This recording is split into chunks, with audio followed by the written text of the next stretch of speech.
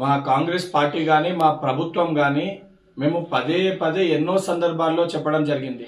గత 10 ఏళ్లుగా తెలంగాణ ప్రజల రక్తాన్ని ఒక దయ్యాల లెక్క పీల్చి 1,00,000 కోట్లు దోచుకున్న బంగారు కుటుంబం ఈ కల్వకుంట్ల కుటుంబం అని చెప్పినాము. ఇది కల్వకుంట్ల కుటుంబం కాదు, కల్లాల కుటుంబం అని కూడా చాలా స్పష్టంగా చెప్పడం జరిగింది.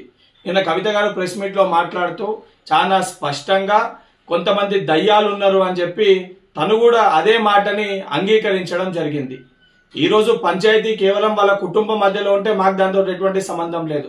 కానీ ఆ దోచుకున్న 1,00,000 కోట్ల పంపకాలతోటి వచ్చిన పంచాయతీ కాబట్టి ఇది ఆ 1,00,000 కోట్లు దోచుకున్న మరి దయ్యాలు ఎవరు?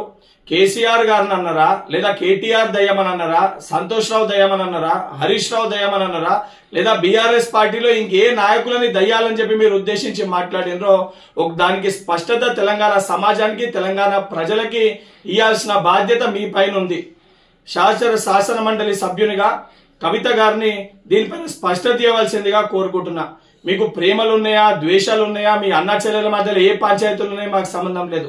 కానీ 1,00,000 కోట్లు దోచుకొని ఆ పంపకాల్లో వచ్చిన పంచాయతీ కాబట్టి మేము పదే పదే వీళ్ళు దయ్యాల లెక్క గత 10 ఏళ్ల మీ పరిపాలనలో ప్రజల రక్తాన్ని పీల్చుకొని తిన్నారని చెప్పి మేము కూడా చెప్పినాము. ఆ చెప్పిన మాటల్ని మీరు కూడా స్వయంగా ఆ కుటుంబంలో ఉన్న ఒక కుటుంబ సభ్యురాలు కల్వకుంట్ల కవిత గారు అంగీకరించారు.